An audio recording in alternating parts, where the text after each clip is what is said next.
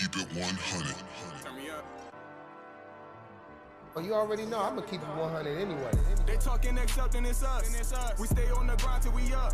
You can catch me with gang, we doing our thing. We focus on getting the bucks. Bending corners, the rims got a scuff. Fuck police, keep that middle finger up. If these niggas was homies and really day ones, then they would've never switched up. Keep it 100 and up. Keep it 100 and up. Keep it 100 and up. Keep it 100 and up. Keep it 100 and up. Keep it 100 and up. Keep it 100 and up. Keep it 100 and up. What's up? What's up? What it do? TheHunnidsPodcast, man. It's your boy Jay Hamp. B. Sawyer in the building. Hey, listen, man. We got a special guest, man. He didn't have to do it. Didn't have to. You know this man. You dance to this man jams. Hey. You seen him on TV. He's blazed your barbecue, your graduation, your grandma's 50th, all of that, man. Listen, all the way out from Louisiana, man. We got the big homie, Cupid. What's going on, brother? What's going on with you, man?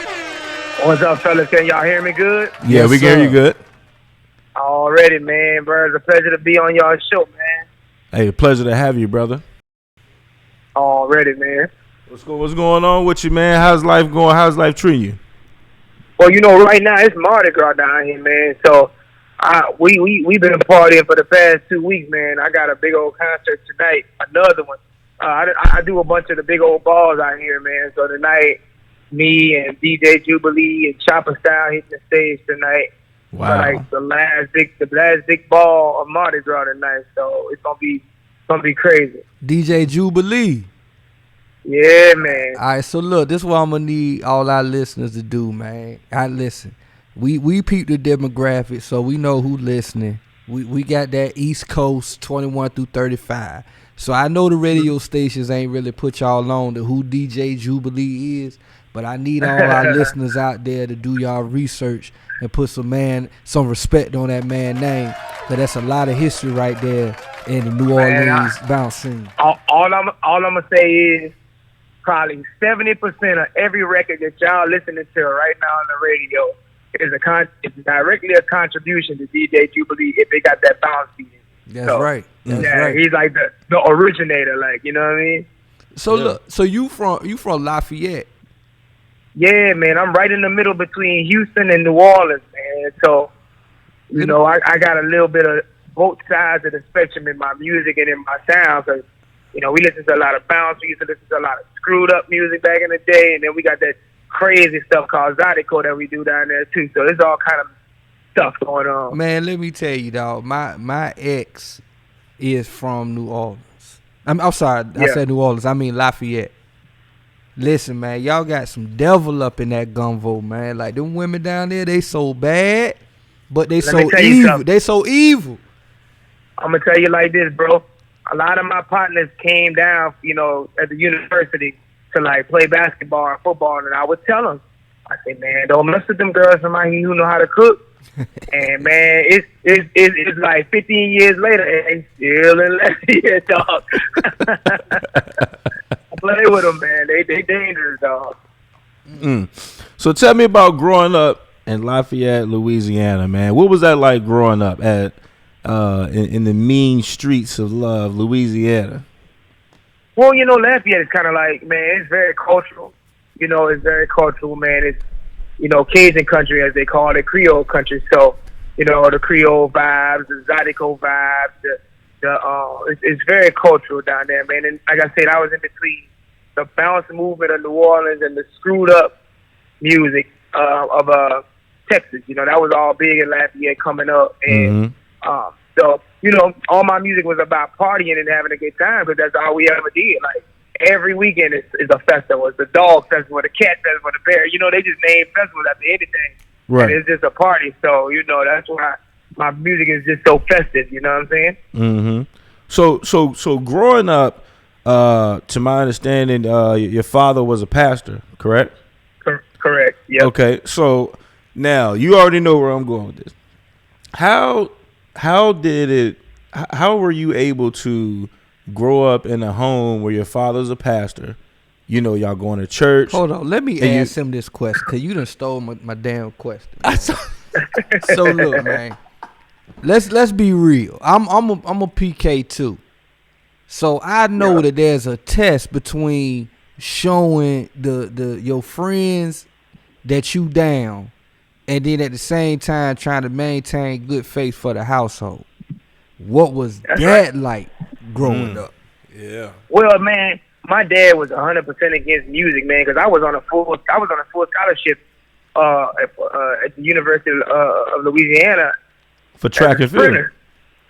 So, you know, he was like, man, this music is crazy. Like, this is, what are you doing? But, we started doing these little talent shows, and, man, I started paying my little per diems and all of that stuff, man. So he wasn't tripping when a couple of coins started coming in, you know? Right. Well, And then, but it's tough, man. It's tough because my dad old school, man. You know what I'm saying? He anything that ain't gospel is the devil. That's how he was. You know what I mean?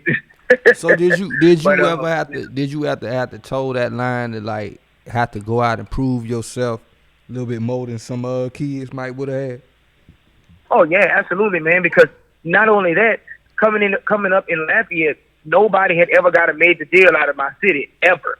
So it was totally unrealistic to do music. It was like, you know, you say you do music, people laugh, like, because there was nobody popping out of my city. So if I didn't be successful, man, I was gonna have a whole lot of egg in my face, you know. right. So you said in undergrad you was a track star, and you left track and you started a singing group called For Show. Yeah. And then later y'all turned that name into the Fifth Element. What happened with Fifth Element, man? Like, what was going on with that? So, man, we signed. Okay, so in college, man, we used to win all of those talent shows and all of that stuff, man. And we met this guy by the name of Roland Edison. And Roland Edison had a big hand in finding and producing SWV, man. You can look him up and everything, man. OG. Mm-hmm. But he passed away, man. But so what happened was after I quit, because I mean, shoot, we was going to RCA Records, you know what I mean? And we had started working on our project and everything. And then he passed away. So it was kind of like, you know, no track no more. And, you know, the group thing, like, it kind of fell apart, man, because he was, like, funding everything and making sure he was good. And so that, you know, after he passed, that was kind of like the end of that. And then all my buddies moved back home because they all kind of flunked out of quit school, too. Right. And I was home by myself, and I was like, I'm going to go ahead and try to make this thing work because, you know, I loved what I was doing. But we just ain't had the bread to do it on the level we're trying to get to with Fifth Element. Right.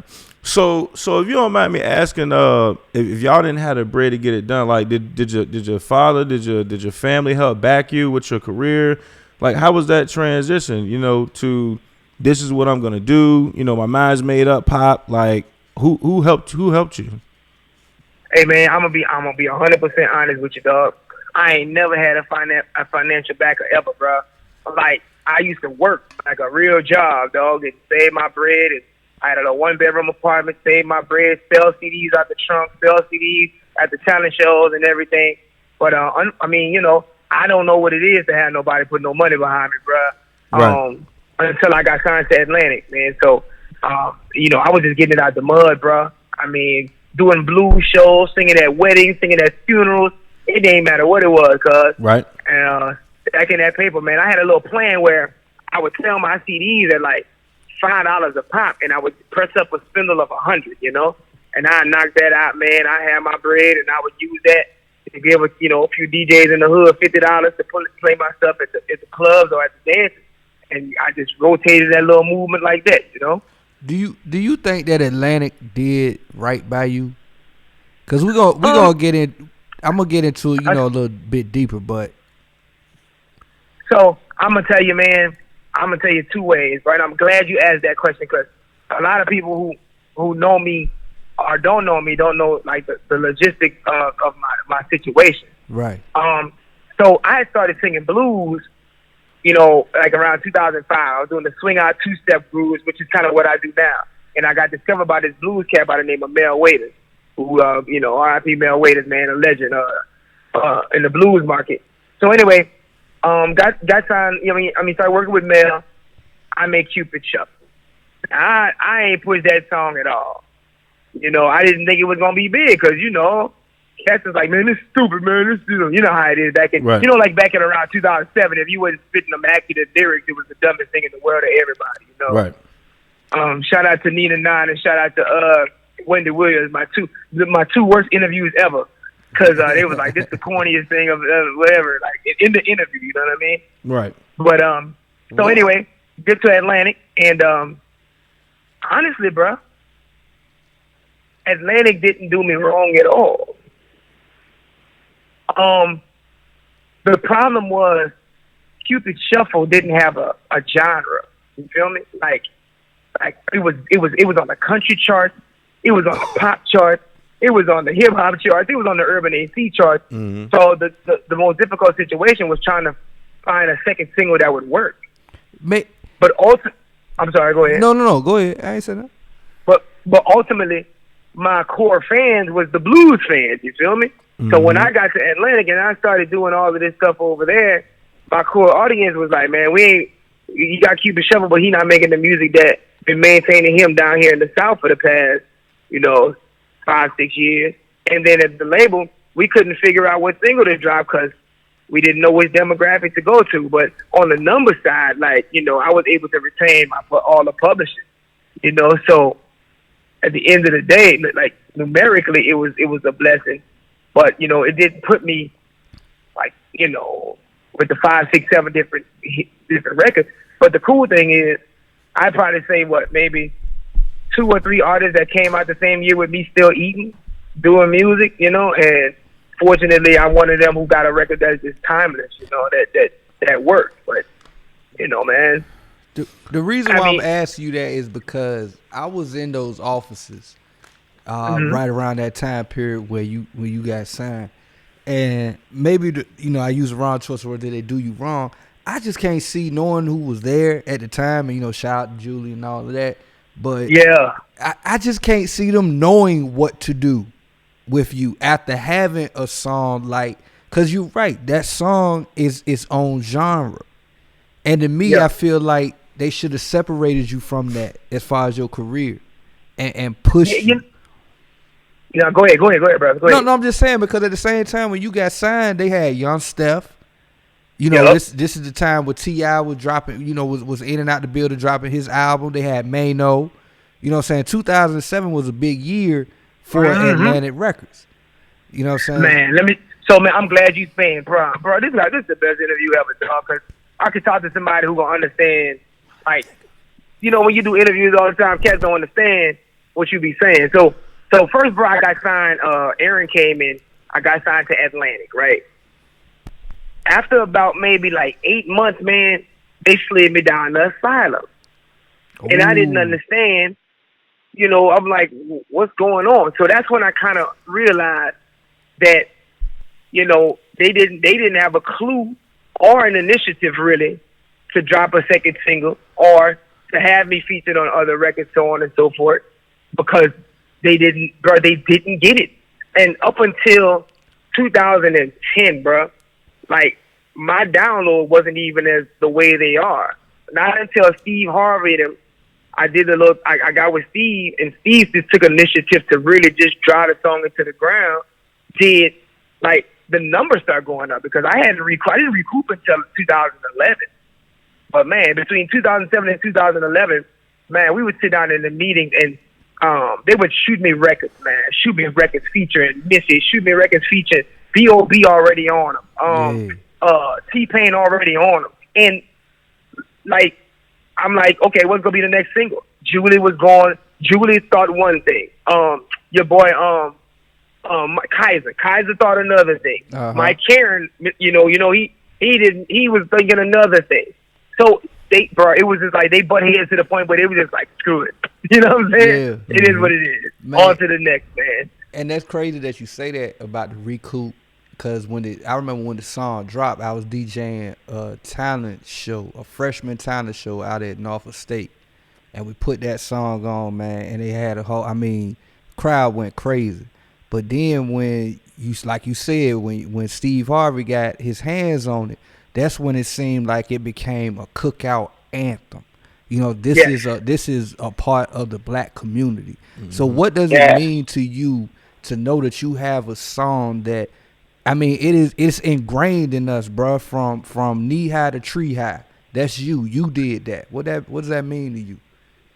Hey man, bro, if it's one of them things where you just look up at the sky and you thank the Lord, man, because like you said, man, you was in the building. It could have went. Situations like that don't happen every day, and I'm sure you saw records come and go that were smash records. And you like, this gonna last the test of time, and they just fizzle off. Yes, So to be able to, man, still getting calls every weekend. We want you to play here. We want you to play here. We want you to come to Dubai. We want you to come to Germany. We want you to come to Japan to shuffle. Like that's a big deal, man. And I know cats that had like 10 number one hits who not getting booked at all today, and to be able to just continue to be working because I got probably one of the biggest dance records ever. It's all the only word I can use for it is blessing, big dog. I ain't lying. Yeah, I mean, how did it has to feel like remarkable, man. To like my girl works out to your music. Like you go to the YMCA. I don't think you won't be telling another man that. No, man. Like, okay, I'll take it like this.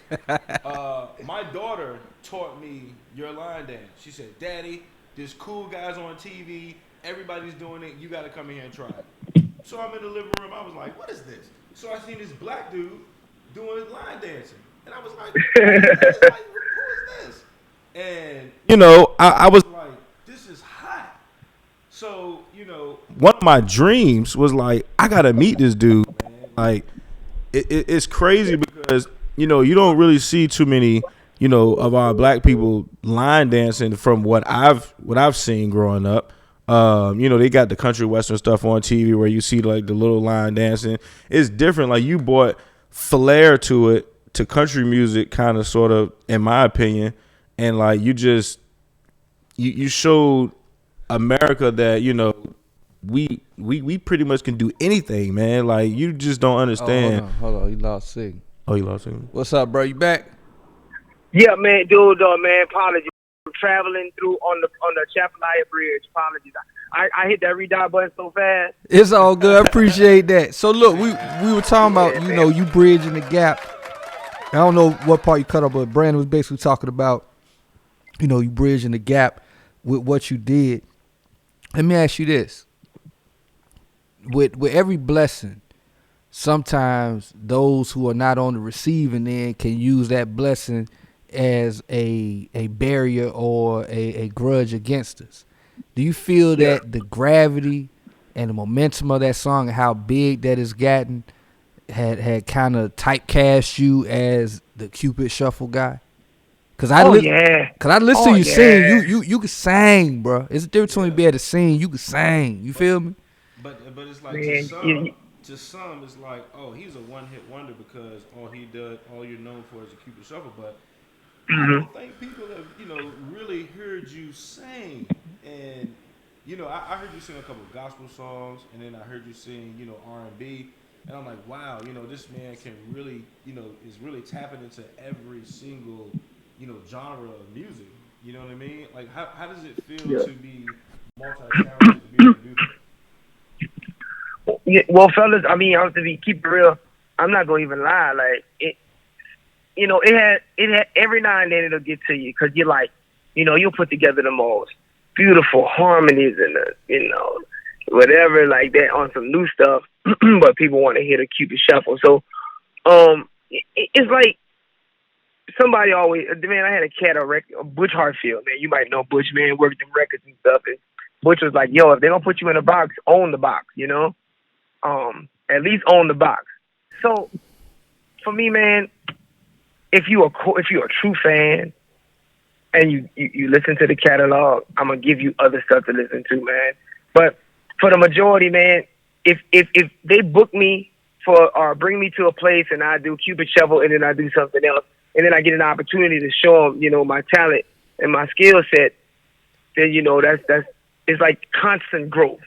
Right. But I ain't gonna lie, bro, it be times where I be doing concerts and the promoters, right? The promoters, they put my picture on the flyer and be like, yeah, we got so and so and Cupid shuffle. Wow. I'll be like, man, I'll be so mad. I'll be like, man, I'm not supposed to. I mean, you gotta redo this flyer. What you mean? I'm like, cuz my name is Cupid, bro. Oh, my bad. So look, I gotta ask you this: as a DJ, this coming from a DJ, right? You know, all DJs don't pay for the music. As an artist, how do you feel about your music being downloaded for free, but being spun in venues of thousands to hear it? Man, honestly, bro, I was blessed by piracy. You know what I'm saying? Like when I got 2007 was LimeWire days, big dog. I know you remember that. Sir. So people, like, if people didn't burn your stuff or bootleg your stuff, it wouldn't get out there.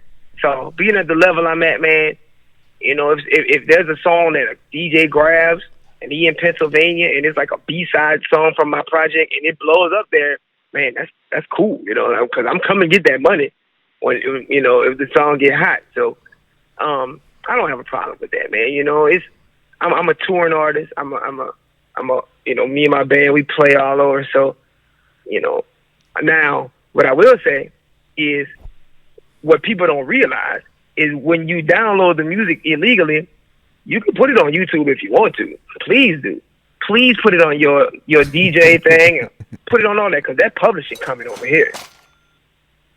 And how? So go ahead. You know, No, go ahead. because you know when it play on YouTube and it's streaming and I got it registered through Nielsen, and them BPMs start going through there and it identifies through the satellite that's this record right here. You can play it. You can upload on YouTube. You know what I'm saying?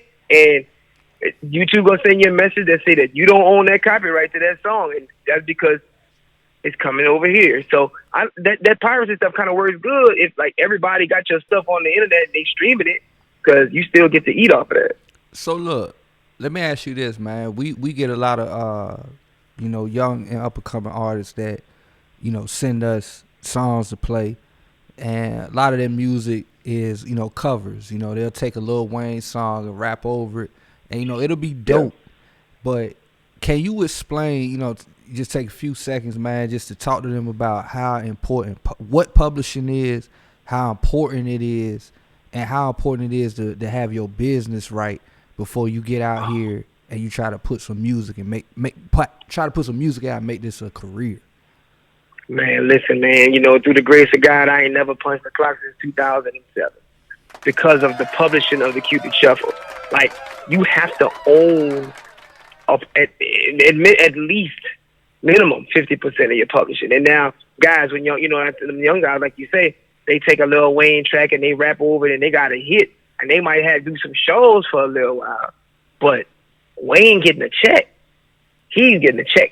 Like, whoever produced that beat getting a check. Like, you can't get around it. You cannot hide from it. You know, them cats think that, you know, oh yeah, I got a little record, I use so and so beat. The minute that joker start making some noise, somebody come and get in your pocket. I mean, and that's been going on since Rob Bass.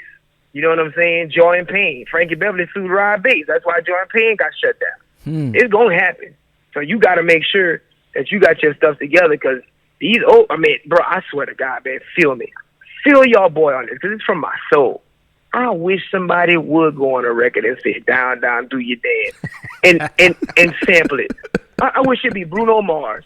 Go on, take it.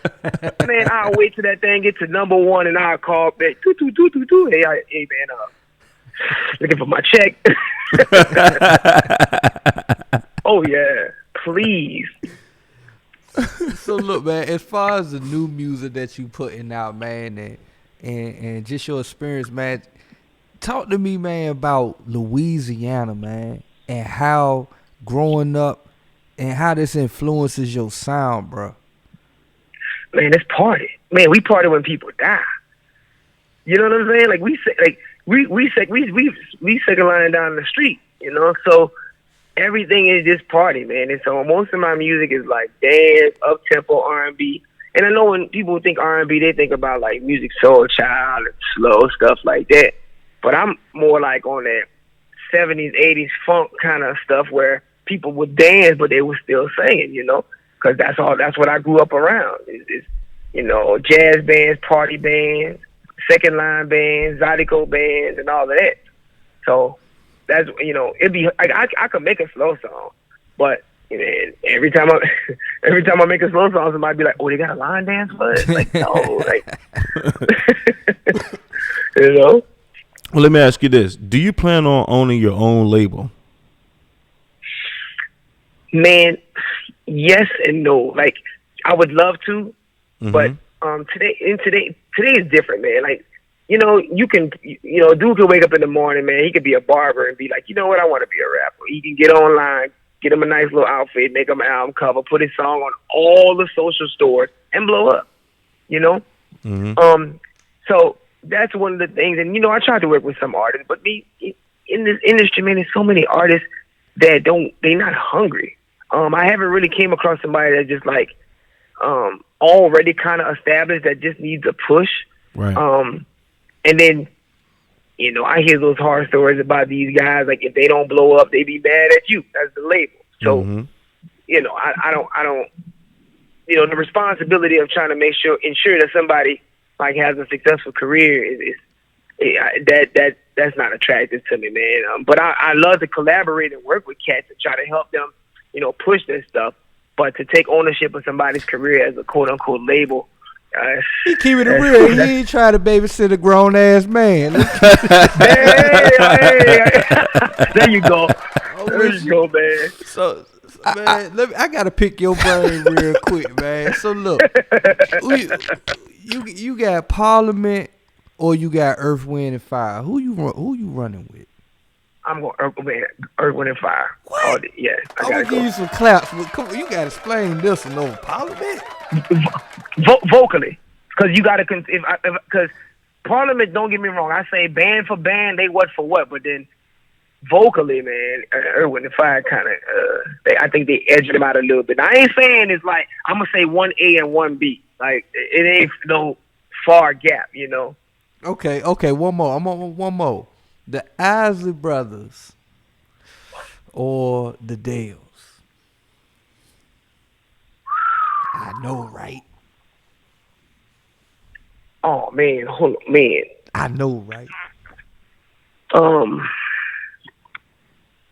See, okay, I'd have to say, oh, bruh, nah, man, that's not a good one. Shout out to your boy, Ham. Because I was about to say Ozzy Brothers, but like because of the catalog and you know all of that stuff, but that. You gotta pick one, man. I'm gonna go with Ozzy Brothers, bro. That's what I'm talking about. I'm gonna stick with Ozzy Brothers, though. I done had too many great experiences on some Ozzy Brothers music, so I gotta stick with that, though. Okay, so I got a rap question for you: Biggie or Tupac? All right. Man, get that easy ass question. It's not easy. Biggie or bro, Tupac? I'm an R&B dude, so I'm gonna have to go. I mean, okay, hold on. What are we judging? Lyrically, or are we judging just career? Delivery, lyrically, we judging with that. I mean, lyrically, you gotta go big, but absolutely. But I mean, delivery, and just make you want to go outside and just fight somebody. That's Pac. Man, Pac, man, when I listen to Pac, my name Cupid. When I listen to Pac, I be wanting to roll up on somebody. I'm the nicest dude in the world, dog. Pac had you doing all, man. Pac make you. So, man, what celebrity have you met that has given you props that you never would have thought that would, have said something to you like, I see you out here doing your thing. Keep that shit going. Gabrielle Union. Oh, word. Whoa. Gabrielle Union, bro. How did that come into play? Man, and the shuffle came on, and I had another little record back in the day. It was called 369 with B.O.B. And they played it because we was at this little event, and man, her security guard came find me, and man, like that lady looked me directly square in my eyes and was like, "Your music is complete, boy." And bro, I'll never forget that, dog. I see why Dwayne where he at, because I was hypnotized, boy.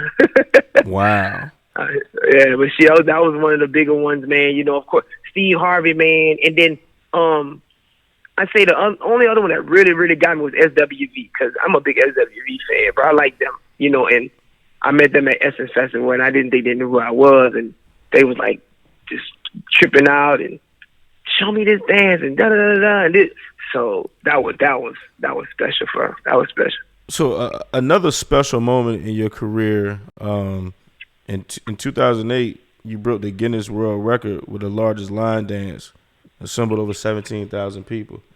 Like, at that moment, what was going through your mind? Did your parents call you? Like, what was that for you and your family? Well, man, it was huge, bro, because Steve put that together for me, man. Steve spearheaded that, Steve. man. And, you know, man, we had, man, Monica was out there, man. Ken played. It was just a bunch of people just hanging out, man. You know, that was what put me on the map, dog. I'm not going to lie. It was like how Steve just took the reins and was like, we going to make this thing the biggest thing ever. So what was it with you and Steve? Like, how did that whole relationship start? So the July of 2007, he I guess he was at Essence, and at that time the shuffle was just like stupid big in Louisiana, man. It was crazy. And so he went on his radio station like after Essence, and he said, "Man, I heard this record about 10,000 times while I was down there. I need somebody to find the guy who made that record. To the right, to the left." It just so happened, man, 2 weeks later, he was hosting a festival in Charlotte, North Carolina. And he came off the stage, and I saw him. I said, "Excuse me." I said, "You know, Mr. Harvey, I'm the dude with the directions." That's exactly what I told him. He said, he said, "Man, you know, he cussed me out like he always do everybody. You know, his normal greeting, right? His normal greeting." And then I went. He was like, "Come to my RV, man. Let's talk." And we talked for about an hour, bro. And he was like, he's very good. He's very good at like judging your character, bro. Right. If he gonna work with you. And man, he was like, "Man, I'm gonna help you." He said, I feel your vibe. I know what you're trying to do. I got you." And man, he did that, dog. He really did that. Wow, man, that's crazy that you say that. Cause Steve, that is what he do when he meets you. He look at his people and say, "Hey, did y'all check to see if this motherfucker good?" Hey, listen, this dude, hey, bro, hey, you ain't lying though, man. Like, I've never met a person who can like judge you. Like, they little vibe is so smooth, bro. Like, they peep how you move, man. And I mean, myself, Will Packer, the movie director, man. I remember, like, Will met him a couple of months after me. Wow. And man, Will wasn't doing nothing. And man, he put Will Packer on. You know what I'm saying? Mm-hmm. He put Terrence J on. Like, he helped everybody, like, kind of take it to another level. So, I got a final question for you, and these are just some questions that I put together, you know, just so I can know a little bit more about you, so that people can know. Tell us a fun fact about you. Man, I'm the coldest fantasy football player ever, dog. The coldest what? Fantasy football player ever, dog. Ever. For real? Ever, dog. Real talk, dog. I'm a football fanatic, dog. Like, I mean, like, statistically, everything, dog. I be on it, dog. So who's your team? I'm a fantasy football junkie, and I'm the greatest Fight Night Part 3 video game player of all time. All time. All time? Dog. PlayStation? All time. PlayStation. Configuration 6. Come get it. We're gonna have to talk off air. I need to get your name up there so I can play online. We're gonna see. We're gonna see if you're the best. Hey man, I'm nice with it, dog. I'm nice with that old Fight Night. Dog. Now, don't play me in Madden. You know, like normal black folk games. I ain't too good at. Oh, okay. Madden, I was about to say. I want to see what you're talking about with that Madden. Huh? I said I was gonna see what you're talking about with that Madden, because that's what I play. Nah, dog. Hey, you got that. Hey, Cupid, man, don't even let this man tell that to you. His son be whooping up on him. Hey, man. listen, no lie. We already talked like about Cupid, it. like no lie, man. My son's 7 years old, man, and that dude lives, eats, and sleeps football. You know, I play football, but all he want to do is just football. You know, he's making good grades in school, but just football, man. And he actually can score touchdowns. He can put 21 points up on somebody. A grown man that plays every day. 7 years That's old. nuts. Like, if he scored a touchdown, I'm mad. I'm like pushing him over, like grabbing his stick. Like, you playing too much. You know what I mean?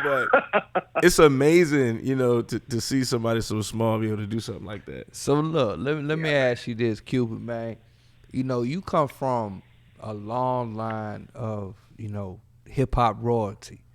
And to me, Louisiana music in general, whether it come from Baton Rouge, you know, whether it be Webby and Bootsy, or if it come from New Orleans, or if it come from Lafayette, it just seems like it stays regional because of the powers that be. You know, were people like MCT, DJ Irv, DJ Sabu, Magnolia Shorty, you know, were any of them an influence, you know, for you, you know, coming up in this game? Man, yes. Jubilee, Partners in Crime, bro. Partners in Crime, like they my friend. Like we you know, we cool now, man. But I remember the first time I met them, I was a fan, bro. Like I'm still a fan. Like Partners in Crime, Mia X, man. That's like my sister, man. So Mia and Fiend and oh god, it's a bunch of them, man. But they, oh man, like they made you believe that you could be successful in music, bro. Because this dude that you would just see selling tapes and stuff and CDs, man. So, you know, I'm a god, like, yeah, bro. Like, and again, because nobody in my city was really doing it. So I was looking up to them, you know, and they did that. Yeah. They did that, bro. They really did, you know. I would be remiss to ask you, man, you know, talk to us about, you know, 2005, August, you know, Hurricane Katrina, the impacts that had on Louisiana, and, you know, the impact that had on you, you know, your family. Because like I said, I know. Yeah. It was tough, man. It was tough, you know. Everybody kind of started moving west, man. And but I will say, the blessing in it was it forced the culture across the nation. So all the people that you just mentioned, like T.T. Tucker, DJ Irvin, all of them, like it forced Louisiana to Texas. It forced Louisiana people to Washington. It forced people there, and they brought the music. So, you know, anything that was Louisiana, you know how people from Louisiana are, man. You play Bag That Ass Up in the club in New York, and the Louisiana people gonna act so selfish, like, y'all don't know what this is, this us, you know, and that's what it did for the music because, man, 2005 that happened. 2006, they came sign me, they came sign Boosie, they came sign Hurricane Chris, they came sign everybody who was hot in Louisiana. Music started reaching further than Louisiana, and it really, like, sparked a wave for Louisiana sound, you know. Mm-hmm. So it was very bad because, you know, we had people that died and lost a lot, but, you know, it's some resilient people, man. And a lot of people rebuilt in a good way. Like they actually left the projects because they had to and made a better life for themselves too, man. So, you know, there's a silver lining in that, man, in that whole, you know what I mean? But it was tough. It was tough. Yeah. Wow.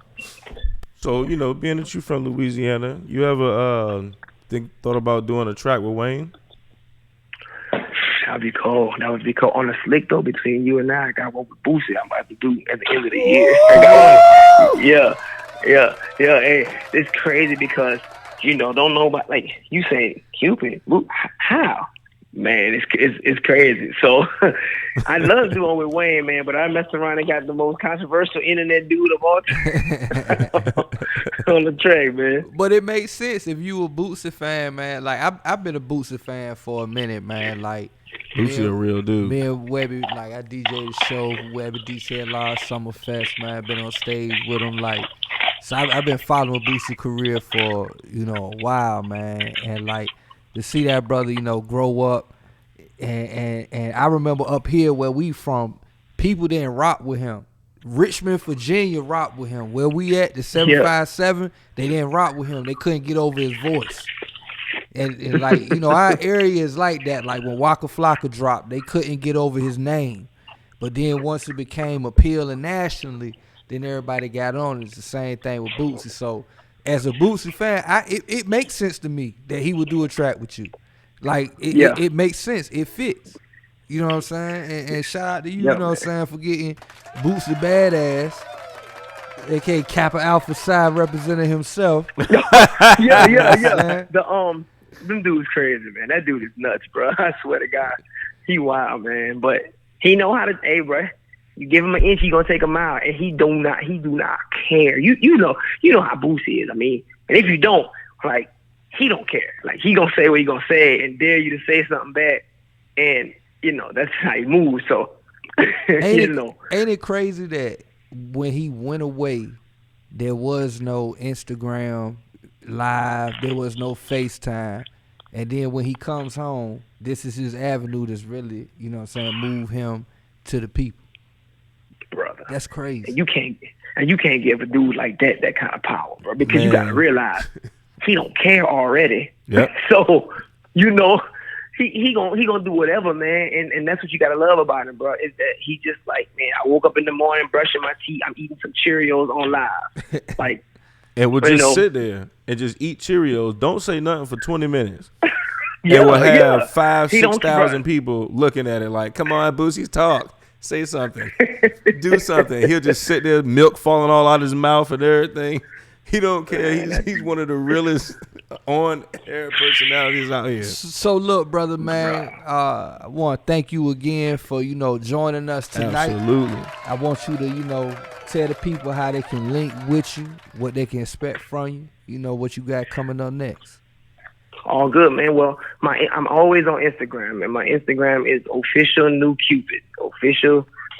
And I got this new line there. It's called the Hub City Step, man. It's gaining a lot of the internet stuff, a lot of the hashtag getting a lot of stuff, a lot of reposts and people making their videos on the new line there. So they can check that out. And then I got a little R&B blues album coming out on the 2nd of March. So that'll be dropping too, man. So, you know, just staying with that. And also, I got a fragrance line called Bells and Bowls. Okay. And that's rocking right now for me. So, you know, it's you can go to bellsandbowls.com and order it, man. I got some really great reviews. I got a bunch of celebrities that live by it. And, you know, just keeping my entrepreneur game going too. Hey, look, man, shout out to you for that. Hey, look, me and you know, I got your number. We're going to talk off air, but, man, you know, you took the time out to, you know, give us your time. And, you know, we want to support you, you know, the best way that we can.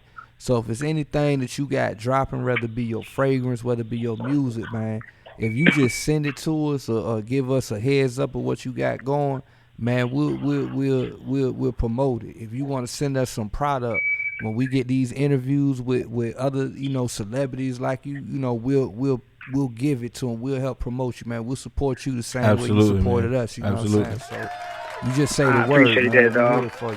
Yeah, we definitely can hold it down in our region. Man, I'm gonna send everything to you that's up and coming and everything that's out now, man. And you know, it like, shoot, man, however many listeners we gain is a blessing, dog. We gonna just keep the train moving. Indeed. Well, look, man, you be safe for Mardi Gras. Yes, sir. It's my plan to be down there next year, so I'm gonna look you up, man. I want to see what this thing about. I've been to New Orleans, but I ain't never been to Mardi Gras. Say no more. Just don't be on no diet. That's all I'm gonna tell you. Don't come around here on no diet. Indeed, man.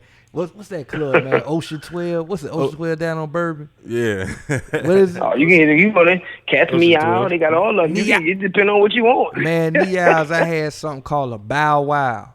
And I drunk the whole cup, and the girl was like, oh no, baby, you about to die. I want some fish and grits. I want some fish. I want some fish and grits. Indeed. I'm coming. Hey, look, Cupid, man, thank you for joining us, bro. Rock that show tonight, man. Have an awesome show, man. Like I said, man, anything you need, you know, just reach out, bro. We got you, man. We support you. Man, I got y'all locked in the phone, man, and I'm gonna get them emails and I'm gonna send it all off, man. Once it's Martin, after Tuesday, I'll be back to normal life. So I'm gonna send that over, man. For sure. Stay up, brother. Okay, man. All right, man. Oh shit, I hung up on him. Damn. It's all good though, the Hunnids. Yes, sir. That was a great interview, man. He's a good down to earth dude. Man, you asked that dude about Tupac and Biggie. I ain't mad at you. Give me some. Hey, What's man. up, man? And he went with Biggie. He went with Biggie. Yes, sir. I disagree, but it's all good. Oh, man. He said Pac had his. He said if he want to get aggressive, Pac can make him get aggressive. He said Big was that dude. Better lyricist. Well, we'll talk about that another time. Yeah, man. Go ahead, man. Take us out, man. Hey, man. As always, stay consistent with your grind. Don't stop going. Don't stop progressing. Stay focused on your goals. Have daily goals, weekly goals. Stick with your goals, man. And you can't go wrong. Just stay consistent. Yeah, man. Focus on what's real. Remove everything out your life that ain't. Boom. That's what I got to say. Yeah, man. That was our interview with Cupid. You know what I'm saying? Yep. Real dude. You know what I'm saying? Yep. What more can I say, man? That was a smooth To be interview. real with you, man, I'm trying to come up with an ending post edit for this interview. That's what really I'm stalling right now. Mm. You know what I'm saying? Because I'm gonna pull this down. You gonna pull it down? I'm gonna pull it down and re-put it up. Okay. Yeah. So, all right, 5, 4, 3, 2, 1. Hey yo, shout out to Cupid, man. Hey, man, that was a wonderful interview, man. No doubt about it. The Real man dude. dropped through. He a real guy, man. Real dude. So He was look, excited man, to talk to us. That's what's up. y'all make sure y'all follow us. Yep. Subscribe, like, share at TheHunnidsPodcast. Everything. Shout out to our official sponsor, Monet Clothing. Yes, You know sir. what I'm saying? They will have their Instagram and their shop available. We're gonna bring that information to you. Yeah, those guys are grinding. Yeah, as soon as it's available, man. So it is what it is, man. Y'all stay up. Hunnids Podcast. We out. Keep it 100. Turn me up. Well, you already know I'm gonna keep it 100 anyway. They talking next up, then it's us. We stay on the grind till we up. You can catch me with game. We doing our thing. We focused on getting the bucks. Bending corners, the rims got us scuffed. Fuck police, keep that middle finger up. If these niggas was homies and really day ones, then they would've never switched up. Keep it 100 and up. Keep it 100 and up. Keep it 100 and up. Keep it 100 and up. Keep it 100 and up. Keep it 100 and up. Keep it 100 and up. Keep it 100 and up.